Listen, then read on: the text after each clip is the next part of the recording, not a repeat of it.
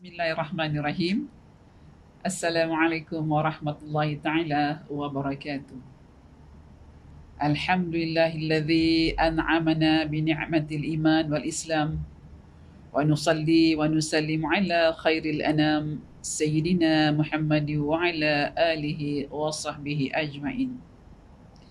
Allahumma salli ala sayyidina Muhammad wa ala ali sayyidina Muhammad كما صليت على سيدنا إبراهيم وعلى آل سيدنا إبراهيم وبارك على سيدنا محمد وعلى آل سيدنا محمد كما باركت على سيدنا إبراهيم وعلى آل سيدنا إبراهيم في العالمين إنك حميد مجيد.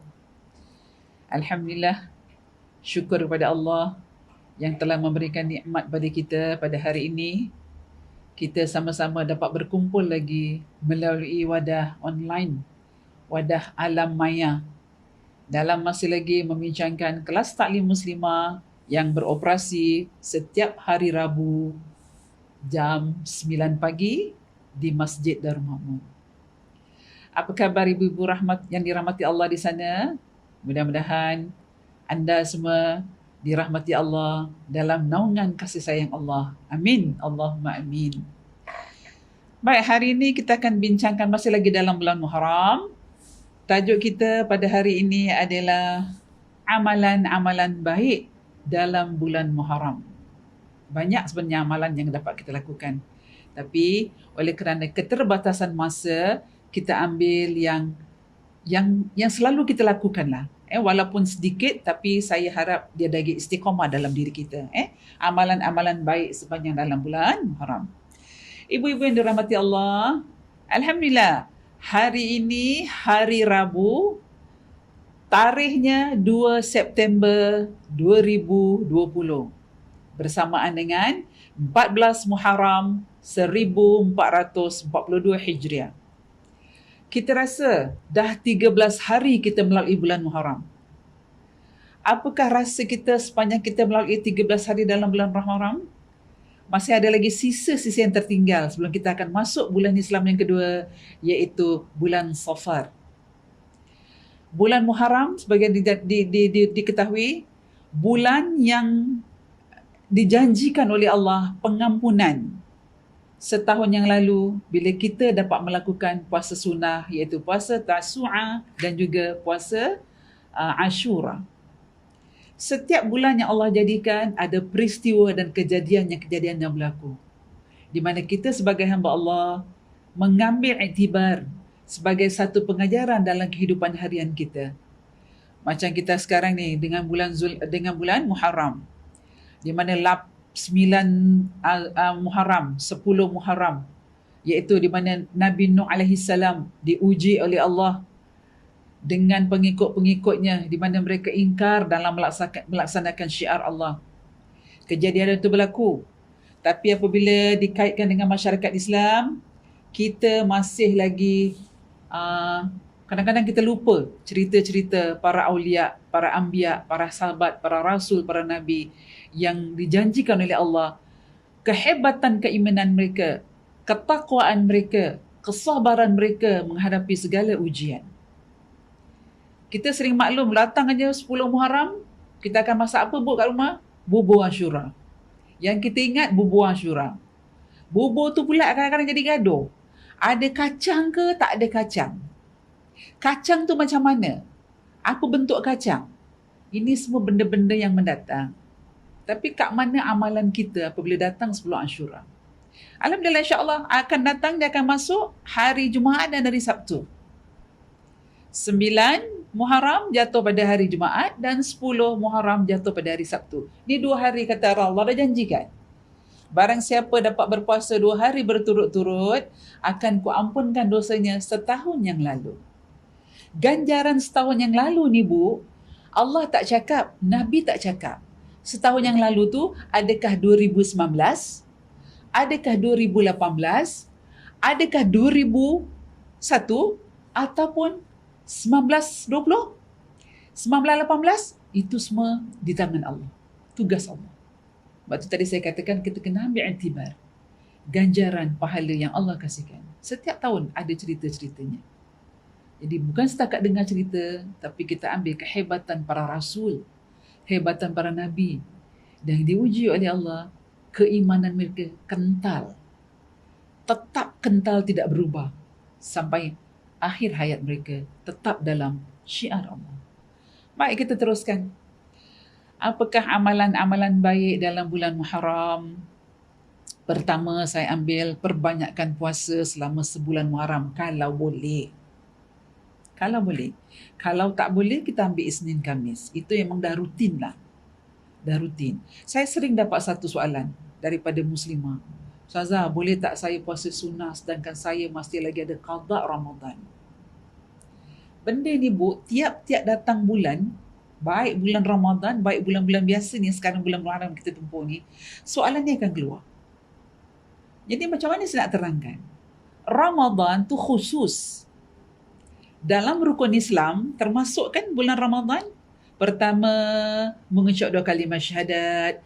Kedua, kita setirikan solat. Ketiga, Ramadan. Berpuasa di bulan Ramadan. Yang keempat, kita bayar fitrah kita, zakat fitrah. Yang kelima, pergi haji. So, kalau yang 5 rukun Islam, Allah masukkan Ramadan dalam rukun Islam, berarti itu rukun wajib. So, bila wajib, kita kena tunaikan hutang kita dengan Allah terlebih dahulu sebelum kita bikin yang sunnah. Tapi kita kebiasaan lah Bu, kebiasaan maaf cakap lah, tak mampu, minta maaf. Kadang-kadang kita lupa, kita orang perempuan nak kejar sunat, nak kejar wajib. Tapi bila kadang-kadang kita terkejar yang sunnah, yang wajib kita lupakan. Jadi saya menghimbau, selalu saya katakan dalam kelas saya, apabila habis Ramadan, bila kita ada hutang dengan Allah 5 ke 6 hari dalam Ramadan, bila habis Syawal pertama kita tak boleh puasa kan? Haram hukumnya kan kita hari raya. Siapa yang puasa 1 Syawal, siapa yang buat puasa 10 Zulhijjah, memang nak kena hantar sekolah balik lah orang tu. Berarti nampak benar macam hukum Allah ni diringan-ringankan. Syiar Allah ni dia tak ambil berat kan? Jadi siapa yang berhutang bulan Ramadan, okey. Saya selalu lakukan pada anak saya, habis bulan Syawal, hari pertama tu kita hari raya. Hari kedua, kan ada puasa sunnah 6 Syawal kan? Okey. So kita boleh rebut, kita boleh kejar. Kita boleh qada puasa kita ketika dalam bulan Syawal. Selagi dia belum habis tahun itu. Okey, katalah tak boleh juga, awak nak kerja yang sunnah 6 Syawal. Okey, silakan. Habis 6 Syawal, tapi kena janjilah dengan Allah. Kita boleh ambil berturut-turut. Sebab kita ni bimbang Bu, kita orang perempuan takut cik akak tu datang tak beri salam. Kadang-kadang datang sebulan 2 kali. Kalau dia beri ketuk pintu, Assalamualaikum, saya nak datang, kita dah boleh standby. Tapi kadang-kadang di awal hari bulan tu, kita dah datang haid kita, dalam pertengahan kita bersih, kadang-kadang belum sampai pertengahan nak habis, dia dah datang lagi. Ini faktor umur kita. Jadi kita bimbang tak dapat nak melaksanakan puasa sunnah 6 Syawal dan juga qada Ramadan kita. Jadi apa yang saya ajar pada anak saya ada satu anak perempuan, setiap kali habis Syawal, kejar. Jadi bagi kita yang dah habis monopos kita, yang dah habis kita punya haid, kita boleh kejarlah 6 Syawal tadi. Jadi untuk yang melakukan sebaik-baiknya lah, jangan dicampurkan, jangan disatukan niat qada puasa dengan sunnah puasa. Sebaik-baiknya kita separatekan, kita asingkan. Kita sendiri-sendirikan. Yang wajib kita jalankan dulu, yang sunnah insya-Allah. Jadi kalau berterusan begini Bu, berarti kita dah dapat maintain diri kita. Kita dah hijrah ni sekarang. Dari hijrah yang mula-mula tadi agak-agak yang nak kejar tak dapat, sekarang bila dah belajar dah tahu, dah gunakan hijrah tadi, dah maintain pelan-pelan. Dah dapat gunakan waktu tadi. Tapi walau apa pun berlaku, walau dah tak boleh juga, qadanya masih ada. Kerana kita nak kejar dalam bulan Muharram ni hanya 1 bulan. Qada puasa Ramadan tu bila-bila saja boleh dilakukan sebelum habis dalam bulan Islam dia. Jadi kita mengimbau pada Allah, minta ampun pada Allah, ya Allah saya sunnah pun tak, wajib pun tak. Jadi jalankanlah. Kalau boleh, kita perbaiki diri kita, kerjakan yang wajib dulu, baru kita bikin yang sunnah. Apa pun berlaku, Innallaha ghafurur rahim. Allah tetap mengampunkan hambanya. Tapi kita sebagai hamba, jangan kita ambil leka. Dan kita bermain-permainkan hukum-hukum Allah. Dosa tu akibat nanti dosa kita yang tanggung. Baik. Pertama, memperbanyak puasa sebulan Muharram. Kalau tak boleh 1 bulan, tak apa. Kita ambil Senin Khamis. Semampu kita. As long dalam diri kita ni ada, kita lakukan sunat-sunat kita. Sebab seperti saya katakan minggu lalu, hijrah kita daripada yang kurang kepada yang lebih. Yang satu saya katakan, kalau kita tahun ini jarang baca Quran, niat pada Allah, tanamkan azam, tanamkan semangat. Wahai Allah, aku ni merangkak-merangkak baca Quran, fasihkan lidahku. Rabbi syrah li sadri wa yassir li amri wahlul 'uqdatan min lisan. Wahai Allah, fasihkan, lancarkan lisan ini berkata yang baik dan juga membaca benda-benda yang bermanfaat, terutama dalam Quran. Awak niat, ya Allah, hari ini saya kalau dapat khatam dalam tahun ini, khatam Quran. Awak dapat rasakan nikmatnya orang yang berkhatam Quran, Masya Allah. Orang lain tak dapat rasa sebab mereka tak melakukan tapi hanya sekejap-sekejap. Quran ni jangan dilalaikan, Bu. Sekali tak baca, dia akan berterusan 3-4 hari tak baca. Tapi bila awak dah start gear 1, gear 2 membaca, awak tak akan stop untuk bacanya. Ini kelebihan yang Allah kasih. Jadi tanamkan semangat. Jadi pertama, perbanyakkan puasa selama dalam bulan Muharram. Dari Abu Hurairah radhiyallahu an, Nabi bersabda, sebaik-baik puasa setelah Ramadan adalah puasa di bulan Allah, iaitu bulan Muharram. Hadis riwayah Muslim. Sebaik-baik puasa setelah Ramadan, kata Rasulullah, adalah puasa bulan Muharram. Kerana bulan Muharram ni kalender baru dalam Islam. Saya katakan tadi, tak dapat sepenuhnya sebulan, kita mulakan. Pertama, takut nanti dia terkejut. Ramadan tu kerana wajib 1 bulan tau. Kita berpuasa 1 bulan. Itu pun masih lagi ada okey, ada tak okey. Saya masih ingat lagi waktu saya kecil-kecil, puasa yok-yok, pagi-pagi buka periuk, kata orang tua-tua. Itu puasa zaman kecil-kecil lah. Tapi Alhamdulillah, yok-yok ke tak yok-yok ke, puasa kita tetap habis dalam 1 bulan. Jadi gunakanlah peluang, gunakanlah manfaat yang Allah kasih ni selagi usia kita masih dipanjangkan oleh Allah. Cari kelebihan-kelebihan yang dapat kita ambil. Bukan saja bulan Muharram, dalam bulan Safar ada. Akan datang, kita akan masuk Rabiul Awal. Masya Allah, bulan yang penuh. Aduh, nak cerita tak boleh habis, Bu. Tak boleh habis dengan saya 1 jam kat sini. Ganjaran-ganjaran dalam bulan Rabiul Awal. Sehingga sampai penutup bulan Islam, Zulhijjah pun kebesarannya, subhanallah. Jadi kita ambil peluang. Jangan kita rasa malas, jangan kita rasa diri kita, Allah tak mampulah Ustazah. Wake up. Kita kena bangun, kena minta pada Allah, ingat niat. Setiap amalan, setiap perbuatan tergantung niat kita. Apabila niat kita baik, maka Allah akan kasih kebaikan tu.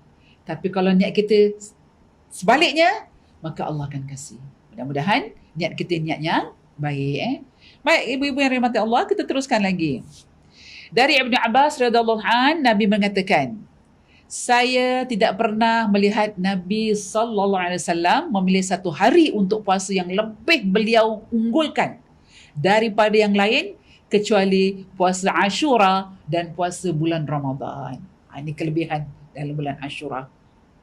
Allah tak minta banyak, rebut. Kalau Nabi dah janjikan, Allah dah janjikan, barang siapa berpuasa Tasu'a dan Ashura, maka akan kuampunkan dosanya setahun yang lalu.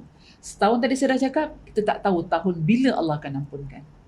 Tapi dijanji Allah, innaka la tukhliful mi'ad. Allah sentiasa tepat dengan janjinya. Jadi kita rebut. Hadis riwayat Bukhari dan Muslim. Jadi Nabi, sahabat tengok Nabi tak pernah bikin puasa yang betul-betul puasa selain daripada Ashura dan Ramadan. Baik. Sebenarnya puasa Ashura dah berlalu. Hari ni kita dah masuk 13 Muharram. Tapi kita mengingat kembali. Mudah-mudahan Allah panjangkan usia kita, dapat bertemu lagi Muharram yang akan datang. Kemudian dari Abu Musa Al-Ansari radhiyallahu an, beliau mengatakan, dahulu hari Ashura dijadikan orang Yahudi sebagai hari raya. Kemudian Nabi sallallahu alaihi wasallam bersabda, puasalah kalian. Berarti Nabi mengajar kita, puasa tu jangan mengikut-ngikut cara orang Yahudi. Sebab tu, kalau kita tengok yang dah lepas ni, puasa Ashura dan Tasu'a, jatuh Tasu'a hari Jumaat. Diikuti dengan hari Sabtu. So 2 hari kita gandingkan dia. 2 hari kita gandingkan. Kalaulah hari tu jatuh pada hari Sabtu, katalah Tasu'anya hari Sabtu, kemudian Ashuranya hari Minggu, awak nak sambung lagi hari Isnin, pahala hari Isnin tu dapat puasa sunnah Isnin dan juga puasa sunnah Muharram. Berganding. Jadi Nabi kata, jangan kita ikut-ikut apa yang kita faham dalam hadis ni, jangan ikut cara Yahudi, maka tambahlah lagi satu, iaitu hari Ashura, pelengkap daripada hari Tasu'a. Jadi kita tidak ganjil dalam berpuasa. Kita genapkan dia. Jadi ada kawan. Kita berkawan. Itulah yang Nabi ajarkan dalam kita berpuasa. Baik, puasa ni pun ada adab-adabnya, Bu. Bukan kita main langgar je gitu. Kalau contoh tadi saya cakap, puasa sunnah Muharram ni, jatuhnya hari apa, kita gandingkan dia. Jangan biarkan dia sendiri saja. Jadi bila kita gandingkan dia, nampaklah syiar Islam tu cantik apabila kita lakukannya. Baik. Dari Abu Qatadah Al-Ansari radhiyallahu an, beliau mengatakan, Nabi SAW ditanya tentang puasa Ashura. Kemudian beliau menjawab, Nabi menjawab, puasa Ashura menjadi penebus dosa setahun yang telah lewat. Hadis riwayat Muslim dan Ahmad. Setahun penebus dosa kita. Bukan senang, Bu, kita nak minta ampun dengan Allah. Memang Allah tu Maha Pengampun. Allah mengampun dengan segala dosa hamba-Nya. Tapi apabila kita dosa dengan hamba sesama manusia, hamba sesama hamba, maka kita kena berjumpa orang tu untuk sama-sama bermaaf-maafan. Bukan setakat kita WhatsApp, bukan setakat kita elankan dekat surat khabar, oh saya minta maaf dengan si pulang binti sebulan kerana saya ada dosa. Tak. Sebaik-baiknya kita berjumpa face to face. Jadi dari hati ke hati kita bermohon maaf kepada mereka. Allah sentiasa maafkan kita. Baik dosa itu kecil maupun dosa besar. Melainkan, kalau dosa itu besar, derhaka kepada orang tua, tak bertaubat kepada Allah dengan sebenar-benar taubat, maka Allah tak ampunkan dosanya. Kemudian bila kita memutuskan silaturahim, kalau kita tak sambungkan balik silaturahim kita, maka Allah takkan ampunkan dosa kita. Ada benda-benda yang Allah boleh mengampunkan, ada benda-benda yang Allah lambat nak mengampunkan dosa kita. Bila kita dengan manusia, maka kita bertemulah dengan mereka untuk sama-sama bermohon kemaafan. Baik, seterusnya. Dari Ibn Abbas radhiyallahu an, beliau mengatakan, ketika Nabi sallallahu alaihi wasallam sampai di Madinah, sementara orang-orang Yahudi berpuasa Ashura, mereka mengatakan, ini adalah hari di mana Musa menang melawan Firaun. Kemudian Nabi sallallahu alaihi wasallam bersabda kepada para sahabat, kamu lebih berhak daripada Musa, daripada mereka orang-orang Yahudi. Kerana itu berpuasalah. Nabi sebut lagi hari Ashura. Kerana itu berpuasalah. Jadi kalau Nabi dah ulang-ulang tentang Ashura, berarti ada kelebihan dia, Bu. Ada manfaat yang dapat kita ambil. Kalau Nabi dah ulang berkali-kali, berarti itu adalah satu puasa yang sangat baik apabila dapat kita lakukan. Adakah kita solat ini memohon pada Allah minta ganjaran syurga? Adakah kita berpuasa semata-mata kerana Allah nak juga dalam ganjaran syurga? Sedangkan ada lagu, wahai Allah, aku tak layak ke syurgamu, tapi aku takut ke nerakamu, wahai Allah.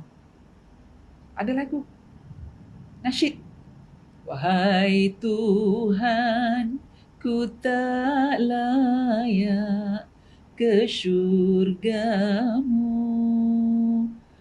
Aku baris kedua, namun aku juga, wahai Allah, tak layak, takut nak masuk neraka-Mu. Justru itu, Bu, kita menghimbau. Kesempatan yang Allah kasih, jangan kita sia-siakan. Usia kita tak tahu bila Allah akan ambil. Sekarang, sekejap lagi, bila-bila saja, ini hak Allah. Kita hanya pinjaman dekat dunia. Justru bila Allah kasih kita kesempatan, waktu, masa dan usia kita, maka kita rebutlah peluang. rebut sebelum datang 5 perkara. Igtanim khamsa qabla khamsin, kata Rasulullah. Rebut 5 perkara sebelum datang 5 perkara. Salah satunya ketika kamu muda sebelum kamu tua. Ketika kamu sihat sebelum kamu sakit. Ketika kamu senang sebelum kamu sempit. Dan terakhir, ketika kamu hidup sebelum kamu mati. Rebutlah bu. InsyaAllah.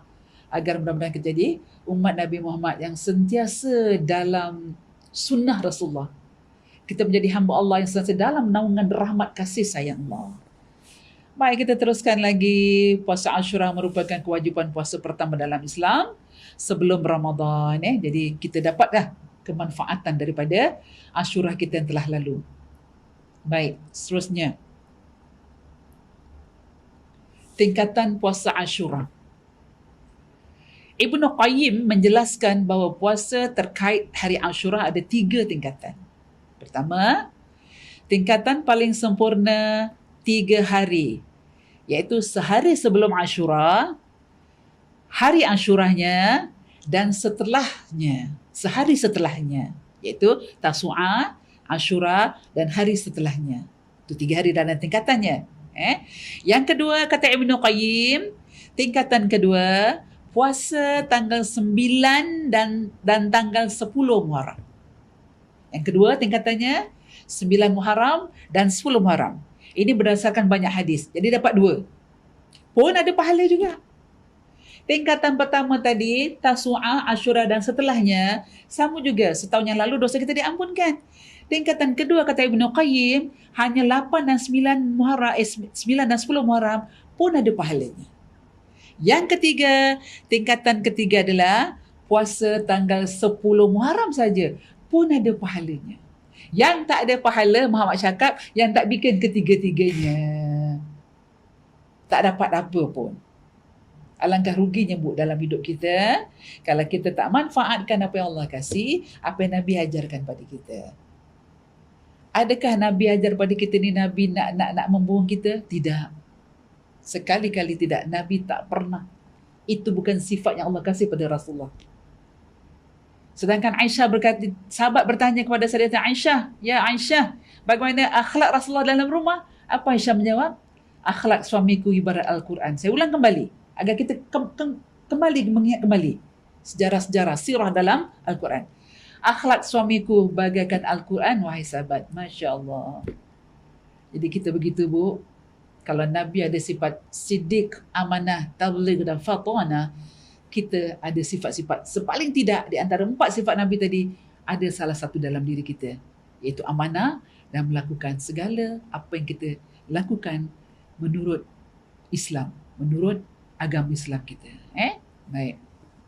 Seterusnya, amalan yang dianjurkan dalam bulan Muharram pertama, tidak berbuat zalim pada bulan ini. Baik yang kecil maupun yang besar, Allah SWT berfirman, maka janganlah menganiaya diri dalam bulan 4 ini.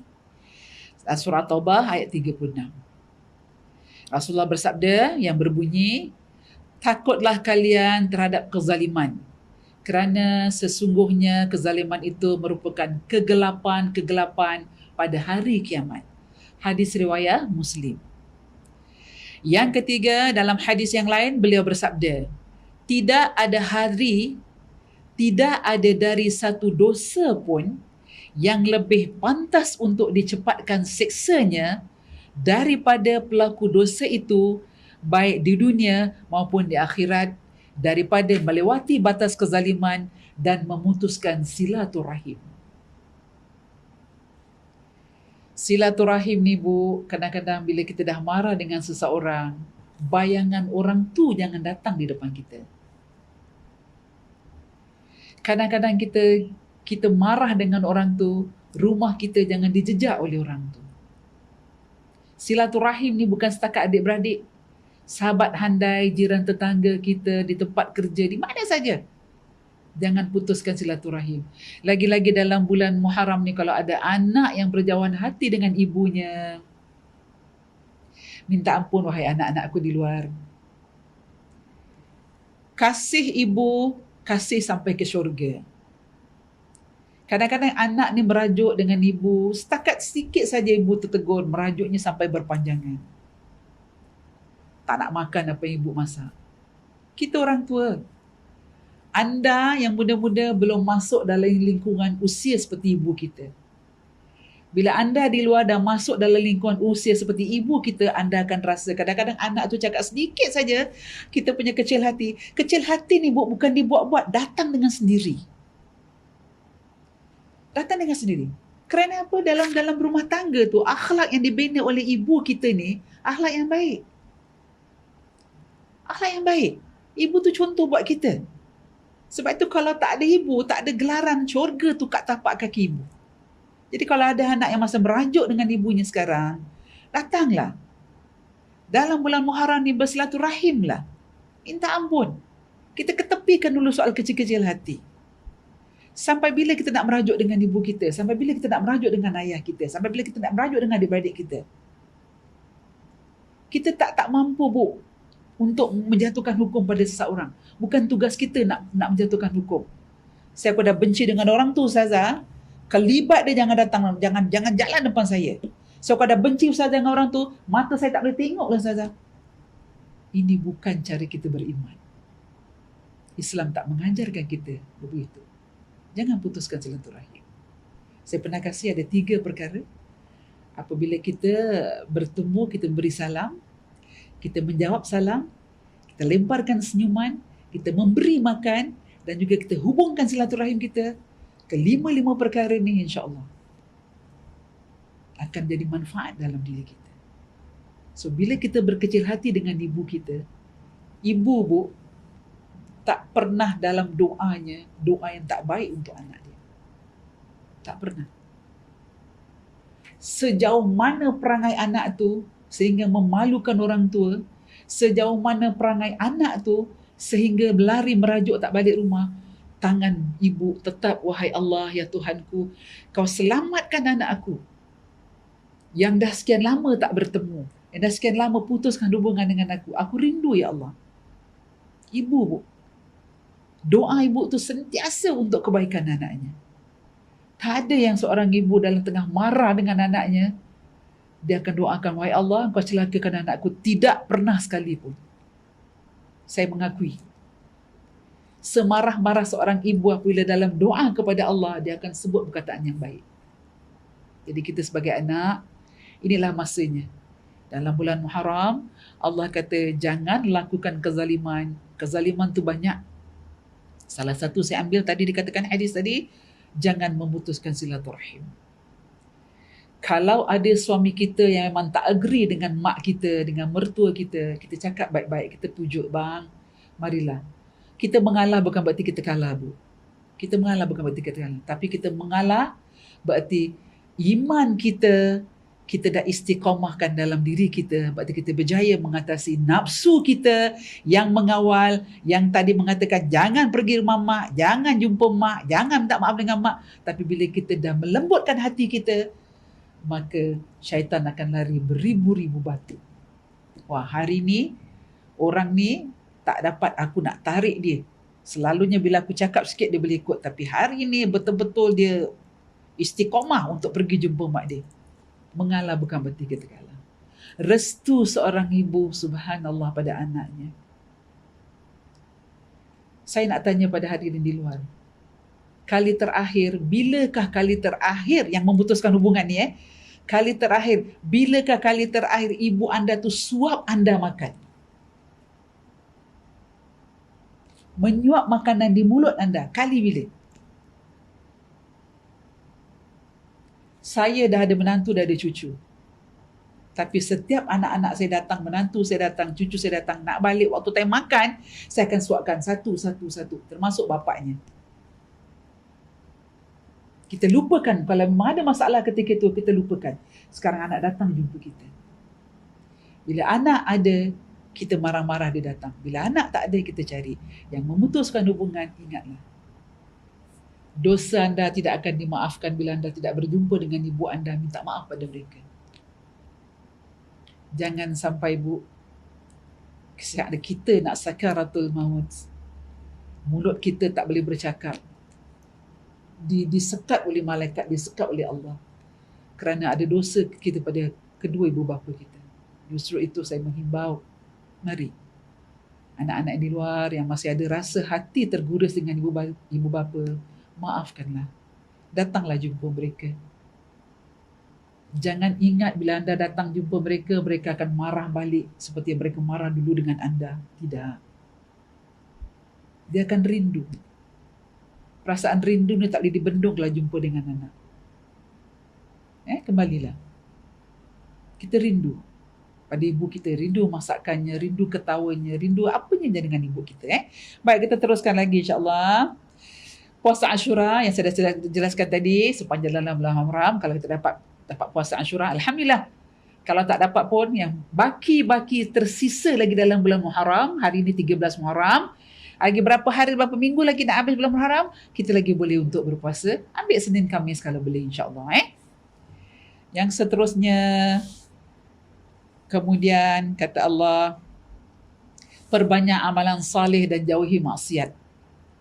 Mengingat besarnya pahala yang diberikan oleh Allah melebihi bulan lainnya, hendaklah kita memperbanyak amalan-amalan ketaatan kepada Allah pada bulan Muharram ini dengan membaca Al-Quran, berzikir, bersedekah, puasa dan lain-lainnya. Saya faham hari ini sekarang dapat berita banyak kita kena dibuang kerja dan pemerintah sekarang sedang memberi pertolongan kepada masyarakat Islam dan juga masyarakat Singapura dalam memberi bantuan untuk penambahan ekonomi dalam keluarga kita. Jadi kalau kita rasa tak ada, anda berdoa untuk keluarga, untuk masyarakat, untuk jiran yang sedang sakit, itu juga merupakan satu sedekah. Sedekah tidak bererti keuangan. Katalah hari ini awak ada sedikit rezeki, awak masak bubur. Tak kiralah bubur Ashura ke, bubur kacang ke, awak rasa nak kasih jiran, itu juga merupakan sedekah. Sedekah dalam arti pemberian makanan. Apa yang boleh termampu sepanjang dalam bulan Muharram ni, apa yang Nabi ajar kepada kita, kita rebut. Kita rebut. Kalau ada jiran yang sakit yang boleh kita ziarah dia, kita ziarah. Dengan kedatangan kita, jiran tadi yang mungkin dia tak kenal kita, hanya berjumpa sepintas lalu saja, tapi kita rasa sebagai kewajipan kita sebagai seorang jiran, untuk kemaslahatan jiran yang lain, ajak suami kita, mari bang kita ziarah sekejap, dengar Pak Haji ni sakit, dengar abang tu sakit, dengar Pak Cik ni sakit, ziarah. Tak ada buah tangan tak apa, tapi kedatangan anda bila tuan rumah nampak, Masya Allah, daripada tak kenal tadi, hanya bersilang-silang kita jumpa tadi, maka perkenalan tadi berlaku di dalam kita menziarah orang sakit. Menziarah orang sakit banyak pahalanya. Lagi-lagi orang yang sakit tu mendoakan kita, subhanallah, makbul doanya. Orang yang tak aniaya, orang yang sakit, doa mereka ni doa yang makbul. Jangan pula kita ziarah orang sakit sampai je Kak Jah, awak sakit kan, doakan saya. Macam tak ada point kita nak cerita kan. Datang kita ziarah dulu, tanya khabar. Saya kat tingkat sekian. Saya selalu jumpa Kak Jah, tapi mungkin Kak Jah tak perasan saya. Kita dalam diplomasi, dalam kita berjiran. Lama-lama hubungan rapat nanti akan terjalin. Jiran tadi pun bercerita, saya pernah jumpa Hajar, tapi minta maaf lah Hajar kalau saya tak bertegur siapa, maklum saya gini-gini. Jangan kita judge orang. Oh ni memang tak kenal orang Ustazah, tak kawan dengan orang dalam, tak berjiran dengan kita. Jangan. Kita tak boleh bawa orang tu dalam diri kita. Kita boleh bawa diri kita pada orang tu. Kita nak memberi yang sesuatu yang terbaik untuk masyarakat, memang tak mampulah. Tapi apa termampu adalah kita mulakan langkah pertama dengan menziarah dia. Bila anda tepuk bahu orang sakit tu, bukan tepuk kuat-kuat, sentuhan. Sentuhan Kak Jah, saya doakan mudah-mudahan Kak Jah cepat sembuh. Apa yang Allah kasih adalah ujian. Kata-kata tubuh merupakan hikmat bagi orang yang sakit. Merupakan obat bagi orang yang sakit. Siapa tahu nanti kejap lagi dia sihat, dia telefon anda. Jah, berkat doa Jah, saya sihat Jah. Alhamdulillah. So, bila dia cakap berkat doa anda, dia sihat, anda pun jawab balik, Jah, doanya adalah saya mohon pada Allah. Kita ingatkan dia kembali. Daripada sedikit tadi dengan doa, terjalin hubungan kemesraan dalam satu jiran dalam blok kita. Kan bagus macam tu. Mula nanti Ramadan, kita mulalah sedikit-sedikit kita kasih. Dan jika anda belajar, jika anda dekat online sekarang ni, Anda zoom ke aja, apa saja ilmu awak dapat, kongsikan sama dengan dia. Mungkin orang yang sakit tak dapat nak zoom ke, nak dapat online ke, nak dapat alam maya susah, anda kongsikan. Tadi kita ada belajar gini-gini, ada dengar ustaz cakap. Perkongsian ni juga merupakan satu sedekah. Kita jangan fokus sedekah tu berupa duit. Nanti tak kembang kita punya minda. Kita buka. Selain rezeki, makanan yang kita masak, Nabi mengajarkan, jika anda masak, lebihkanlah air. Jika anda masak suatu lauk tu, lebihkanlah air. Air ni bukan air pahit, Bu. Berarti kalau kita masak lauk kari, lauk sup, lebihkan kuahnya. Apabila jiran asas terhidu, siapa yang masak sup? Sunnah kasih. Keberkatan anda memberi satu mangkuk kepada jiran, Allah akan balas balik, datang kepada kita bermangkuk-mangkuk, tapi tak nampak mangkuk apa datangnya. Ada je rezeki kita. Yakin. Bila Allah dah kata nak kasih pada kita, itulah rezeki kita. Tapi kalau Allah kata tak nak kita minta, kita kena kembali kepada hati kita. Kenapa doa kita lambat dikabulkan Allah? Apa sebab? Ada sesuatu. Mungkin doa kita tak ikhlas. Mungkin doa kita doa yang mungkin nak merosakkan orang. Allah tolak dulu. Allah tangguhkan dulu kita punya doa. Ini kelebihan. Kemudian kata Allah, amalan lagi, selain memperbanyak amalan ketaatan, tak lupa untuk berusaha menjauhi maksiat kepada Allah, dikarenakan dosa pada bulan-bulan haram lebih besar dibandingkan dosa-dosa selain daripada bulan haram. Sebab Allah dah janji, jangan buat kezaliman. Jangan buat. Kalau ada anak-anak kita yang kurang dalam solatnya, inilah masanya kita tegurkan dia. Tegur anak, tegur yang baik, ibu. Kalaulah dalam solat subuh, dia sedang tidur, dah pukul 6.30, tak bangun-bangun. Kita ni pula macam gairah dalam bulan Muharram. Maklum dah hijrah. Semua nak macam nak baik, nak sebelekas. Kena ingat, cara kita kejut anak. Dalam Islam mengajarkan, jangan kita hugah badan dia. Kan tersepak kaki dia kena muka kita, dah kita pula marah-marah nanti. Pergi dekat ujung jari dia. Dekat ibu jari tu, picit. Bukan picit, kejut pelan-pelan. Siapa nama anak kita? Katalah namanya Rahman. Rahman bangun nak, dah subuh, dah 6.30 ni. Kita nak memulakan satu kebaikan dengan anak kita, Bu. Tak boleh macam drastis. Tak boleh macam terlalu sangat macam tergesa-gesa. Pelan-pelan. Sebab ni baru nak mulakan ni. Pelan-pelan kejut kat ibu jari. Kalau tak bangun juga, dah 6.40 ni tak bangun juga, tepuk bahu dia. Anak ibu mana yang nama Abdul Rahman bin siapa, sebut nama penuh dia. Bangun nak, kita salat subuh. Tadi ibu dengan ayah dah salat tau. Sekarang abang belum. Bangun nak. Kalau tak bangun juga, awak jangan marah. Jangan pergi bilik air, ambil air satu baldi, siram dia. Jangan. Kang lemas dia pula jadi sesuatu berlaku. Kan kita dah kena tangkap, kena dera pula anak kita kan. Kita dinyatakan mendera anak kita. Tak apa. Lambat tak apa. As long dia buat. Kena sabar. Sebab dalam 6 anak, 5 anak, 4 anak, karakternya berbeza. Yang anak pertama yang ada kuat cakap je saja, dia dah boleh buat. Anak kedua, nantilah, tunggulah, kejaplah dengan goyang. Anak ketiga, senyap je. Ni cara, Bu. Kita dah jadi ibu kan? Dah pengalaman kan? Berapa anak kita? 5, 4, 3, 2, 1, 10. Dah tahu tune anak kita punya cara. Karakter anak kita. Termasuk bapaknya. Jangan lupa bapaknya. Kalau maknya je yang mengejut anaknya, bapaknya tidak, sama-sama main peranan. Jadi, kalau anak pertama begini, anak kedua gini, anak ketiga gini, kita perlukan kesabaran. Hari ini taktik kita macam ni, kuat ibu jari dia tak jalan. Besok kita tubah lagi taktik kita. Apa cara kita, metod kita nak satu bangun. Sampai dia betul-betul bangun, dapat kerjakan sendiri, alhamdulillah. Hijrah kena sabar, nak mengubah seorang pun kena sabar. Ingat, Allah tak akan mengubah nasib seorang, melainkan orang tu mengubah nasib diri dia sendiri. Jadi bila nak mengubah tu kena pelan-pelan. Nanti pula kalau kalang kabut, hari ni dia bikin, besok dia lupa. Tak bikin. Itu kita tak nak. Itu namanya belum istiqamah. So maksiat ni banyak, Bu. Salah satu sekarang kita ada handphone. Semua di ujung jari. Dalam kita duduk sorang-sorang tengok handphone, kadang-kadang terlajak kita tengok gambar-gambar yang tak seharusnya kita lihat. Walaupun dia artis, walaupun dia pelakon ke apa, tapi kadang-kadang ada benda yang tak boleh kita lihat, jangan kita buat. Jauhkan maksiat. mengata, mengumpat juga merupakan maksiat. Maksiat yang nak bilang kecil ke besar, anda sendiri tahu.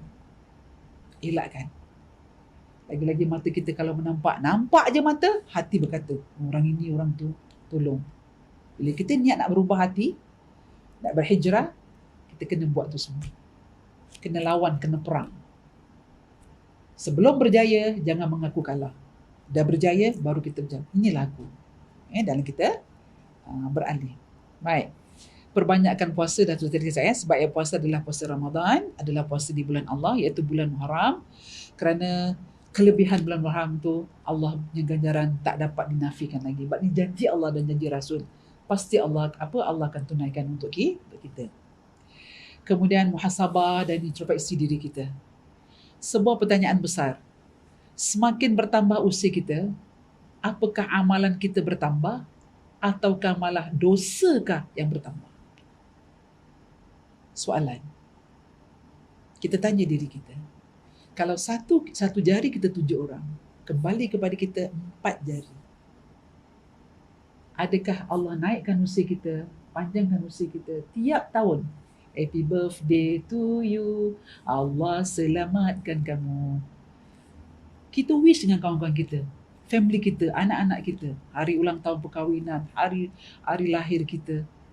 Semakin Allah naikkan umur kita, apakah amalan kita bertambah ataukah dosa yang lebih banyak kita tambahkan? Tepuk dada kita, tanya iman kita. Jawab. Jadi justru itu saya menghimbau, datangnya bulan-bulan Islam, kita tambahkan lagi amalan kita. Yang tadi hanya 1 inci kita bikin, jadikan dia 2 inci. Kalau tadi hanya sejengkal gini kita dah buat, jadikan dia sedepa. Pelan-pelan. Bukan tak boleh. Boleh. Sama ada kita nak atau tidak. Hati ni menjadi punca segala-galanya. Kalau dia kata nak, dia akan buat. Dia kata tak nak, dia tak buat. Jadi hati tadi kita bawa kepada kebaikan.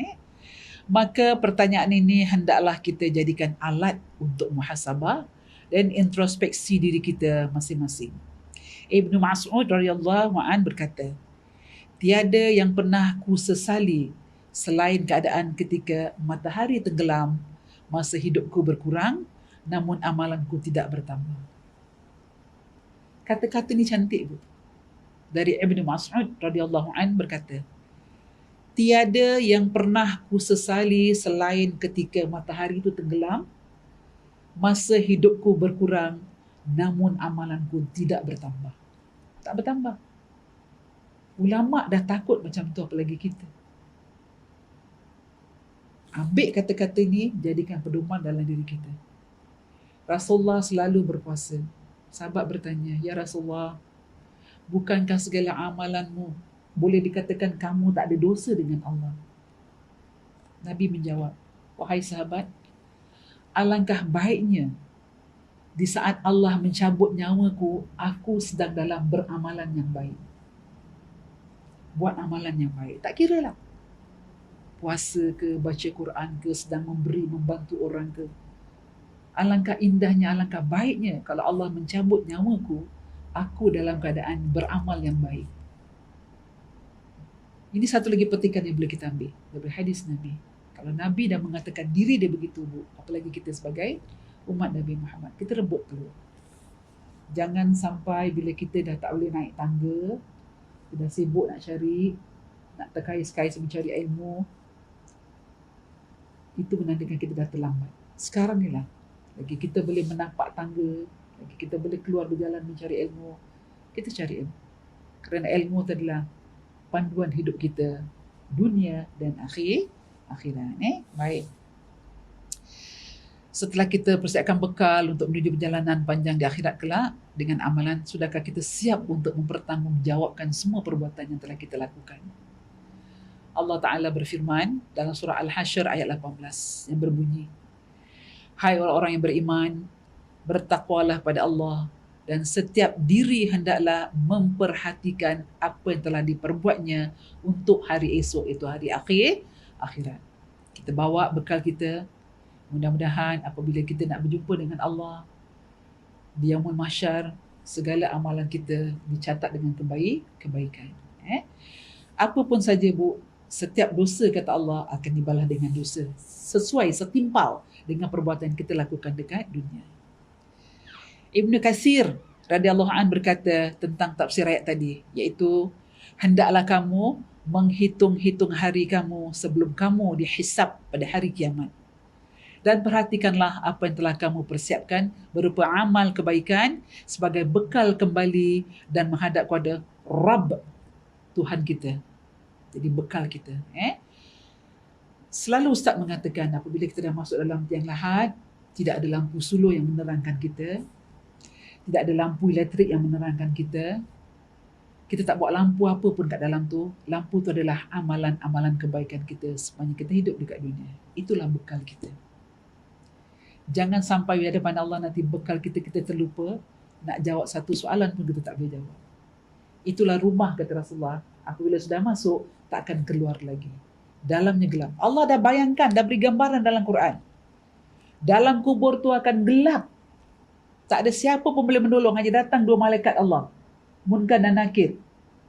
Tapi kalau kita ada amalan dekat dunia, sebesar mana amalan kita, sekecil mana amalan kita, kalau kita istiqamah, Bu, insya-Allah ini amalan bekal kita, penyuluh kita dekat dalam kubur kita nanti. Di samping itu, doa-doa anak kita, yang sentiasa doakan kedua ibu bapa yang telah ada maupun yang telah tiada. Doa ini juga membantu kita dalam tiang lahat. Justru itu, kita ambil Ibnu Katsir dengan tadi, bekalkan amal kita. Jangan kita rasa, Ustazah, saya ni tak boleh lah Ustazah. Perkataan tak boleh kita tolak. Boleh. Kita selalu lihat orang meninggal. Kita ziarah orang meninggal. Apa rasa bila kita lihat jenazah yang tergeletak dekat depan?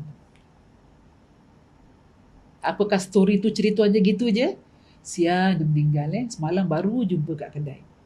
Tak dapat iktibar ke? Yang kita satu saat akan seperti itu? Siapa bisa akan mandikan kita, Bu? Kalau amalan kita baik, akidah kita baik, kita punya pengajaran untuk anak-anak kita baik, anak besok akan mandikan kita. Tukang mandi hanya arahkan, okey anak buat ini, buat ini. Alangkah indahnya, Bu, hidup bersyariat kalau anak kita yang laki-laki dapat mandikan jenazah kita. Masya Allah. Inilah bekal yang kata Rasulullah. Jangan lupa untuk dibawa ke tiang lahat. Semoga Allah sentiasa memberikan kita taufik untuk tetap teguh berada di landasan Allah dengan kebenarannya. Bersegera untuk melakukan introspeksi diri sebelum datang hari ihsab semua amalan kita. Dan jauhkan kita dari perbuatan maksiat yang bisa membuat noda hitam dalam hati. Wallahualam. InsyaAllah masa mencemburui kita, setiap yang berakhir, setiap bertemu akan berakhir. Berakhir kita dalam kebaikan. InsyaAllah kita sambung lagi pada hari-hari akan datang. Kita akan sambung lagi dengan topik-topik yang boleh membangkitkan semangat kita sepanjang dalam bulan Hijrah. Seperti biasa, kita tutup dengan tasbih kafarah dengan surah Al-Asr. Bismillahirrahmanirrahim. Subhanakallahumma wa bihamdika asyhadu an la ilaha illa anta astaghfiruka wa atubu ilaik. Bismillahirrahmanirrahim. Wal 'asr. Innal insana lafi khusr illa alladhina amanu wa 'amilus salihat wa tawassaw bil haqq wa tawassaw bis sabr. Sadaqallahul azim. Yang baik datang daripada Allah, yang kurang daripada diri saya sendiri. Jangan lupa bertemu lagi kita minggu depan di alam maya dengan hashtag dekat di hati, jauh di mata, dekat di digital. Akhir kata, Assalamualaikum warahmatullahi wabarakatuh.